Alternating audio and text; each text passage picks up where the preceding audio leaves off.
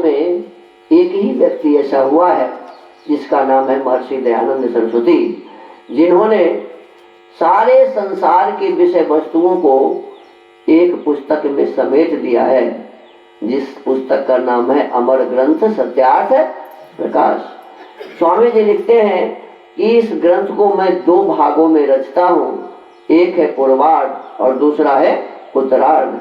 पूर्वार्ध में 10 समोल्लास हैं और उत्तरार्ध में 4 समोल्लास हैं।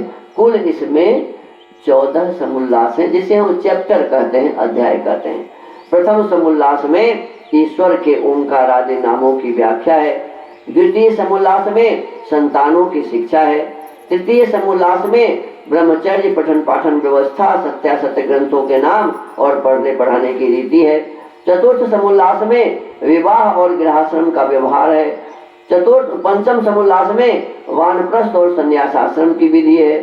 छठे समोल्लास में राजधर्म, सप्तम समोल्लास में वेदेश्वर विषय, अष्टम समोल्लास में जगत की उत्पत्ति स्थिति और प्रलय, नवम समोल्लास में विद्या अविद्या बंध और मोक्ष की व्याख्या, 10वें समोल्लास में आचार अनाचार और भक्ष्या भक्ष्य विषय, एकादश समोल्लास में आर्यावर्ती मत मतांतर का खंडन मंडन विषय, द्वादश समोल्लास में चारवाक बौद्ध और जैन मत का विषय, त्रयोदश समोल्लास में ईसाई मत का विषय, 14वें समोल्लास में मुसलमानों के मत का विषय और 14 समोल्लासों के अंत में आर्यों के सनातन वेद विहित मत की विशेषतः व्याख्या लिखी है।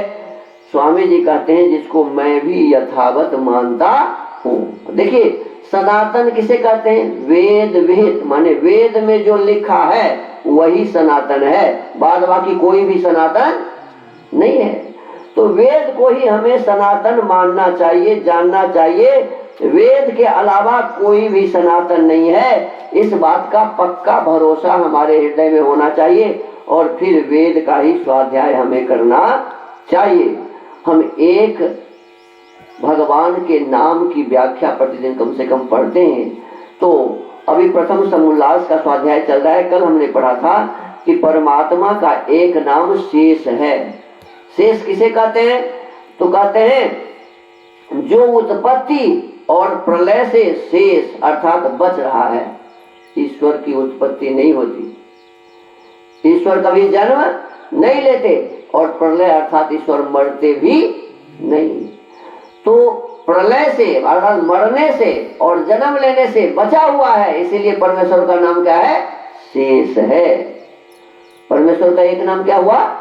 शेष। यहाँ लोग शेष नाग कहते हैं जिस पर पृथ्वी खड़ी हुई है, ऐसा लोग मानते हैं पौराणिक लोग। लेकिन परमात्मा ही वह शेष है जो सबको अपने व्यवस्था में चला रहा है। आज है कि परमेश्वर का एक नाम आप्त है। आपली व्याप्तो, इस धातु से आप्त शब्द सिद्ध होता है। यह सर्वान धर्मात्मन आपनोति वा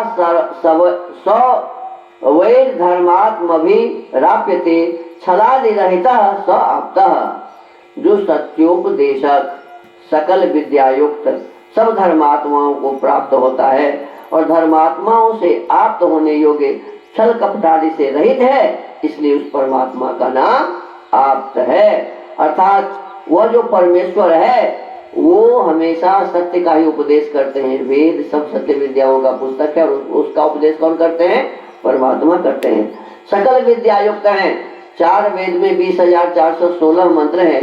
ऋग्वेद, यजुर्वेद, सामवेद और अथर्ववेद और सभी विद्याएं इसमें विद्यमान हैं। उन विद्याओं का देने वाला भी वही ईश्वर है। तो सभी प्रकार के विद्या से वो युक्त हैं।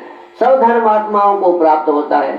धर्म करने वाले जो भी व्यक्ति प्रयास करता है मोक्ष प्राप्त करने का, तो उसे परमात्मा प्राप्त होते हैं। और धर्मात्माओं से प्राप्त होने योग्य जिसमें छल नहीं है, जो कपट नहीं करता, इनसे जो रहित है, इसीलिए परमेश्वर को आप्त कहते हैं। तो हमको आपको भी परमेश्वर के इस नाम के अनुसार आप्त बनने का प्रयास करना चाहिए। ऋषि को भी आप्त कहते हैं। जो सब प्रकार के छल कपट आदि से रहित हो गए हैं, जो संसार का कल्याण ही कल्याण चाहता है, जिसके भीतर किसी भी प्रकार का किसी के लिए द्रोह भाव नहीं है, ऐसे विद्या से युक्त महापुरुष को भी आप्त कहते हैं और परमात्मा भी आप्त हैं, क्योंकि उनसे बड़ा और कौन हो सकता है, सत्य वक्ता, छल कपट से रहित, तो इसलिए उनका नाम एक आप्त है। तो इसी के साथ आज के इस अध्यात्म का स्वाध्याय के सत्संग को विराम देते हैं।